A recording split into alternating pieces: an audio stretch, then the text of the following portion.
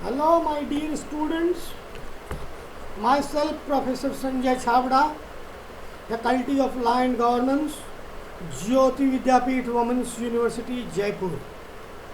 This session is related to BBA LLB second semester, subject Business Organization, Unit 2, session number 14, and session name is Definition and Meaning of Company and its Characteristics.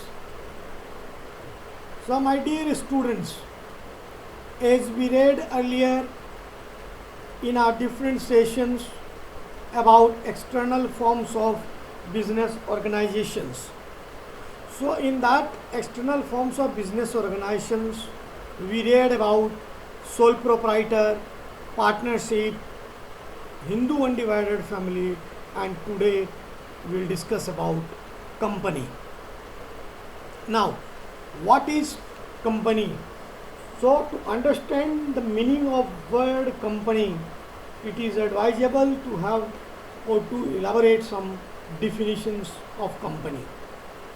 Now, according to Companies Act 2013, company means a company incorporated under this Companies Act 2013 or under any previous company law. Now, thus Act recognizes any organization as company if it is registered under the present Companies Act or under any of the earlier companies law. However, this definition does not point out the concept and the nature of the company. The following definitions or the definitions which we will discuss now may be more useful in understanding the concept and nature of company. According to Lord Justice Lindley, a company is an association. A company is an association of many persons who contributes money or money's worth to a common stock and employed in some trade or business and who share the profits and loss arising therefrom. The common stock so contributed is denoted in money and is capital of the company. The persons who contribute to it or to whom it pertains are its members. The proportion of capital to which each member is entitled is his share. The shares are always transferable, although the right to transfer is often more or less restricted. This is definition given by Lord Justice Lindley.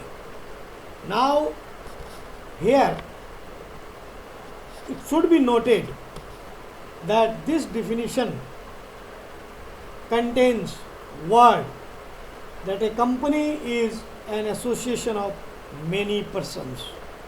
Such words do not have any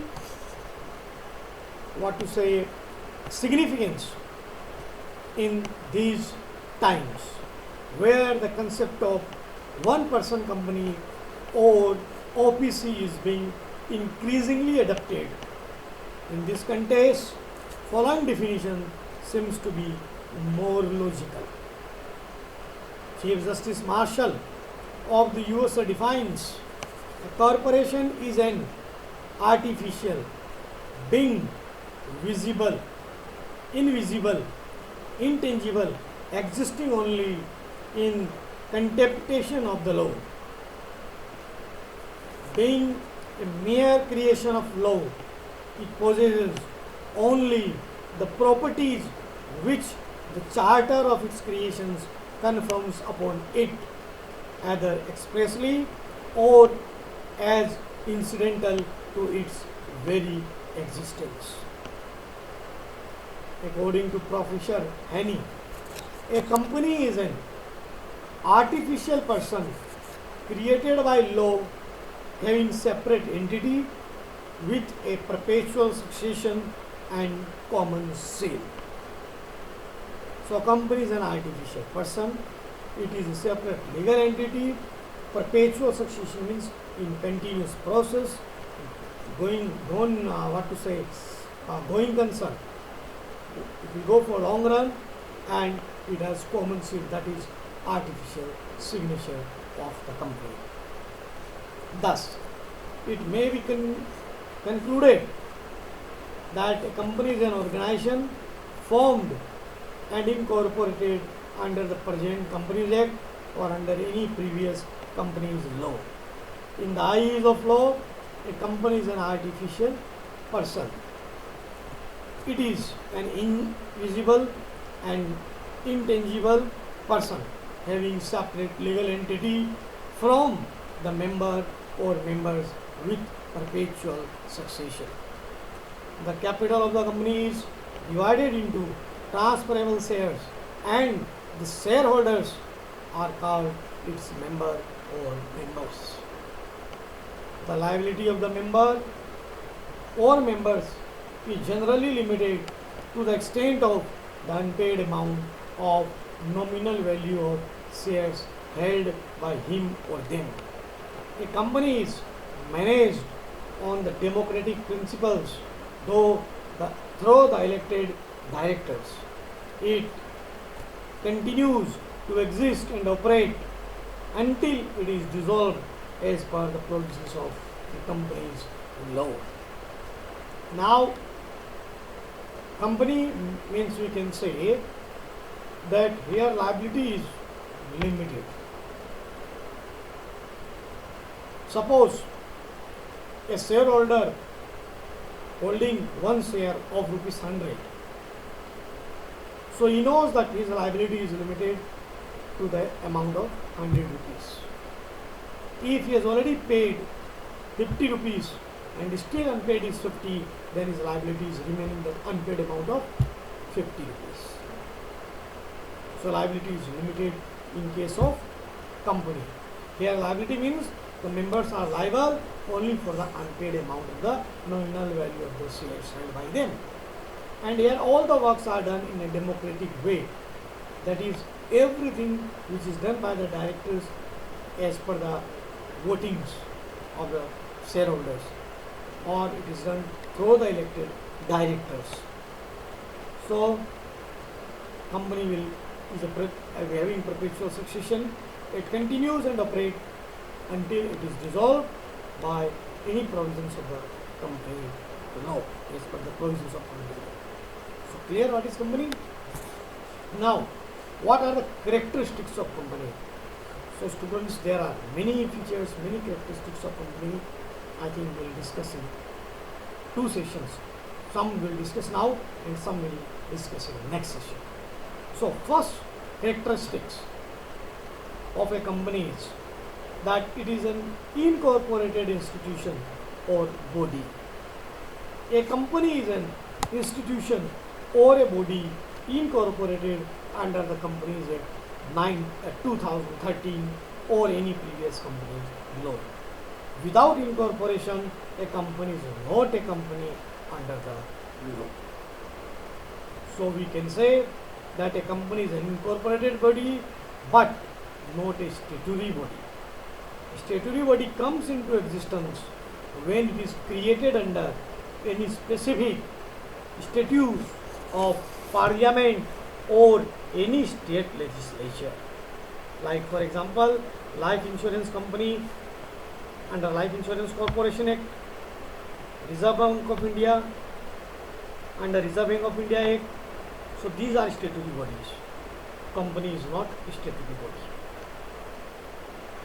but it is incorporated. Clear? Second characteristic is incorporated by a person or persons. A company is an institution incorporated by a person or persons. Traditionally, a company has been considered an institution or body incorporated by two or more persons. Now a company may be incorporated either by a person, that is by an individual must be citizen and resident of India, or by any two or more individuals and or artificial person. Here, then number 3 characteristics, subscribers. Every company is incorporated by its subscriber or subscribers signing on the memorandum. In case of one person company, there can be only one subscriber, but in case of any other private company, because one person company is also a private company, there must be at least 2 subscribers and 7 in case of public company. The only subscriber or all the subscribers to the memorandum express their desire to the registrar to form a company and request him to register it in pursuance of the memorandum submitted to him.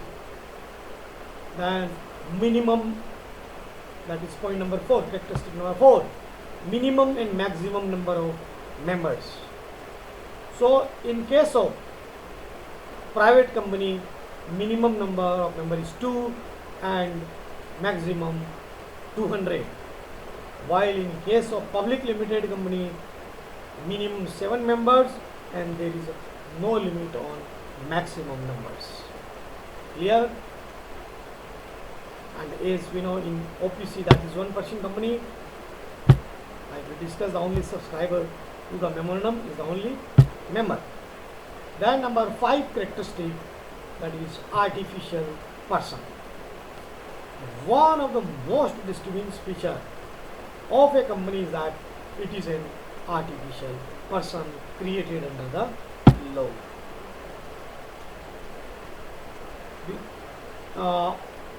Like former Chief Justice Marshall of USA has very aptly remarked that a company is an artificial person, invisible, intangible, and existing only in the eyes of the law. Lord Chancellor Salburn also finds that a company is a mere abstraction of law. See, there are many reasons to call a company a justice person or artificial person. A company created under the law, number 1. It does not come into existence by a natural process. Number 6. It has no physical body, like intangible, no soul and no conscience. However, it is not a fictitious person. It is a real person and exists in contemplation of law. It is clothed with legal personality.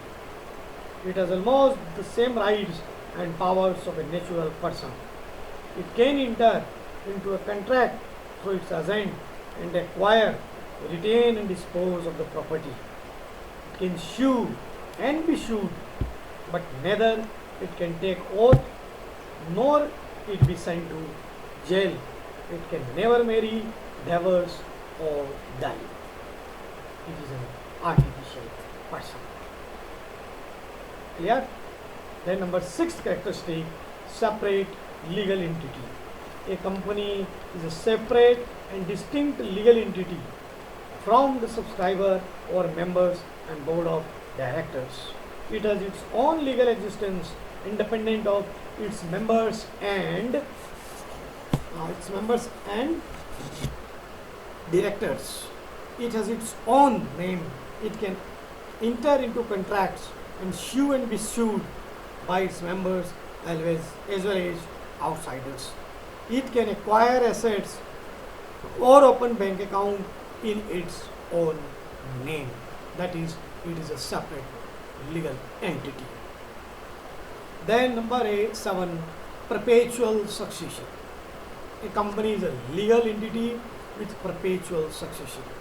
It is capable of surviving beyond the lives of its members.